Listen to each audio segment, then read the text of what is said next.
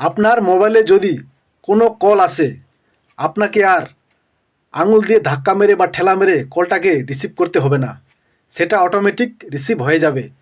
সে কাজটা আপনারা কীভাবে করবেন চলুন আমি দেখিয়ে দিচ্ছি স্ক্রিন রেকর্ডিংয়ের মাধ্যমে। সর্বপ্রথমে আপনারা কল ডায়লার ওটা ওপেন করে নেবেন। উপরে ওপেন করার পর আমি প্রথমে সেটিং পেয়ে গেলাম আমার ফোনে। আপনার ফোনে এরকম 3 লাইন বা 3 ডট থাকতে পারে, সেখানে ক্লিক করবেন। আমি সেটিংয়ে ক্লিক করে দিলাম।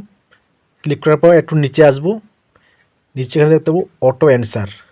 আপনার ক্ষেত্রে থাকতে পারে অ্যান্সার অ্যান্ড কল, অন্য থাকতে পারে, সেটা একটু দেখে নেবেন।